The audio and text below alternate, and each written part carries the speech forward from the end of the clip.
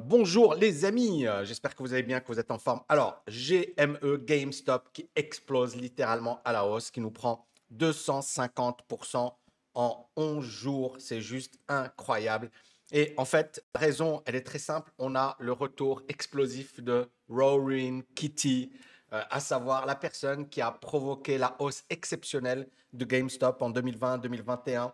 Et je vous invite, si vous ne l'avez pas déjà fait, à regarder ce film. Il est génial. Il décrit bien comment dirais-je, l'intérieur, le déroulement de cette histoire et comment finalement cette personne a pris un risque inconsidéré, mais qui lui a permis de devenir libre financièrement et de gagner des dizaines de millions de dollars juste en achetant une seule action.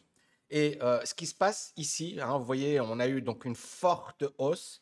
Mais pourquoi on a eu une forte hausse? Parce qu'il y avait pas mal de vendeurs à découvert. Alors, il y a beaucoup de gens qui ne savent pas ce qu'est la vente à découvert.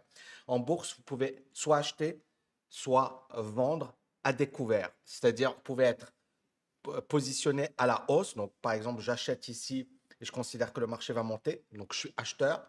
Mais je peux également considérer, tiens, le marché est trop haut, d'accord? Il est surévalué et je vais vendre un titre que je n'ai pas. On va me prêter le titre et l'idée, c'est de jouer la baisse. Or, ce qui est incroyable dans cette histoire, c'est que les vendeurs à découvert représentaient 25% de toutes les actions.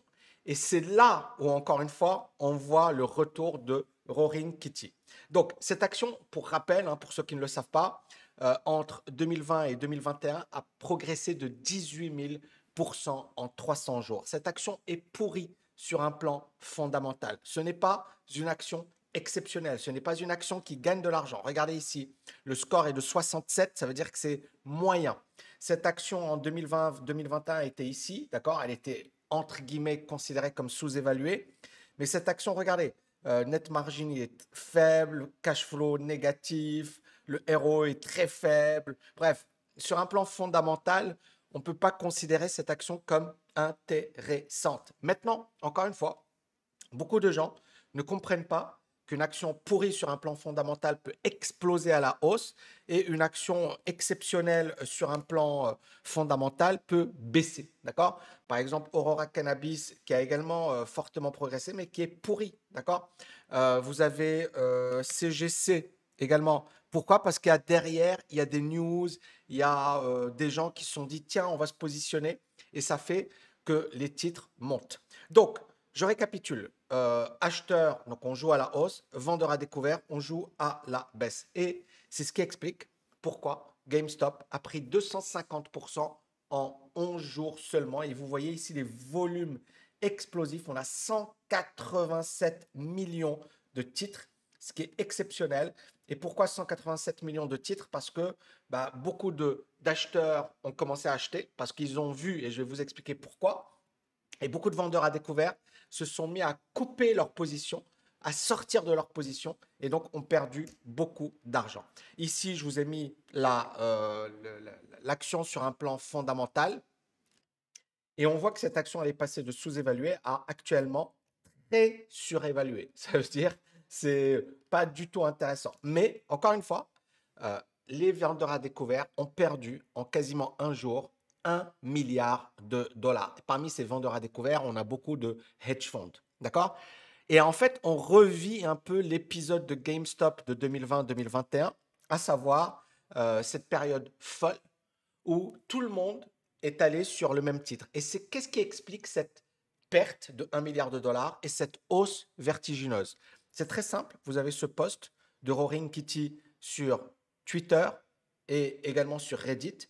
Vous voyez ici 22 400, 7 300 requotes, 113 000 likes. Ce post a recueilli 63 000 likes en 13 heures.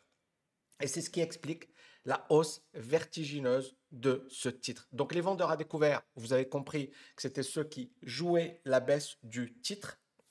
Ils avaient une position importante. 24% des actions disponibles étaient dédiées à la vente à découvert.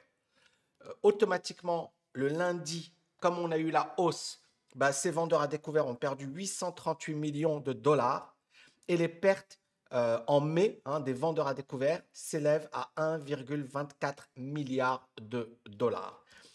Le risque n'est pas fini, hein, c'est-à-dire ça dépendra bien évidemment de la position des vendeurs, mais rappelez-vous ce qu'on avait eu en 2020, 2021 plus précisément, c'est que ces hedge funds considéraient que c'était des petits joueurs, que les gars c'était des gens qui étaient sur des forums, qu'il fallait pas trop leur accorder d'importance. Ils ont considéré que c'était de la dumb money. Dumb, c'est stupide. Et dans le film, vous voyez les gérants de hedge funds qui sont un peu arrogants, qui disent ouais, bah, c'est des petits particuliers, c'est des stupides, on va les exploser et on va les tuer. Et en fait, ils se sont fait complètement avoir. Et donc, on a Ior Duzanivski de S3 Partners qui dit bah, on peut avoir d'autres rachats, c'est-à-dire on peut avoir une poursuite de la hausse. Et, et des nouveaux vendeurs à découvert potentiels parce que effectivement on peut dire que le titre est surévalué et comme on a eu la même chose la dernière fois, c'est-à-dire le titre il a monté et beaucoup de vendeurs à découvert, par exemple des hedge funds, se sont dit ah tiens on va vendre et puis le titre a continué de monter et en fait c'était la totale folie. Est-ce qu'on est sur quelque chose de rationnel? La réponse est non.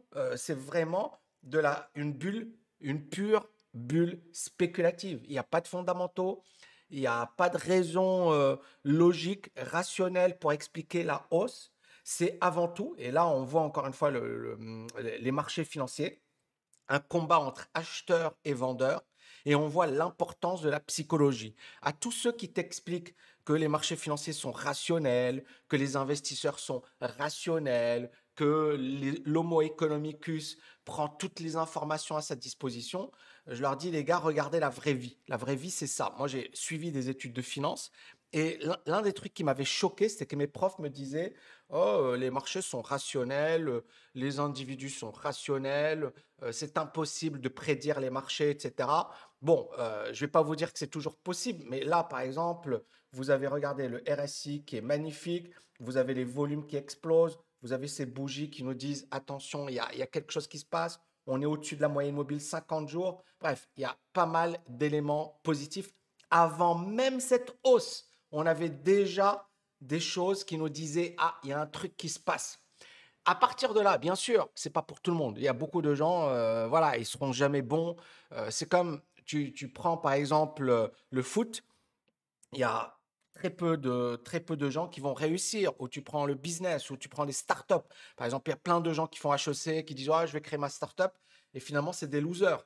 Donc dans la vraie vie, il n'y a pas beaucoup de gens qui vont réussir. Mais encore une fois, il faut faire la distinction entre l'analyse, d'accord, et bien évidemment le côté efficience des marchés. Or, le momentum est présent. Et là, c'est la preuve qu'une action ne monte pas parce qu'il y a des fondamentaux. Une action monte parce que tout le monde veut l'acheter. Et puis, bien évidemment, il y a le côté short squeeze. Donc, vraiment, les amis, accordez plus d'importance à la psychologie des marchés, à la psychologie des foules, à l'analyse technique, maîtriser ces dimensions parce que ça va devenir de plus en plus important dans les prochaines années. Je pense que ces dimensions vont devenir clés. Si vous avez kiffé cette vidéo, n'oubliez pas de la liker, de la partager et je vous dis à bientôt. Ciao, ciao, ciao.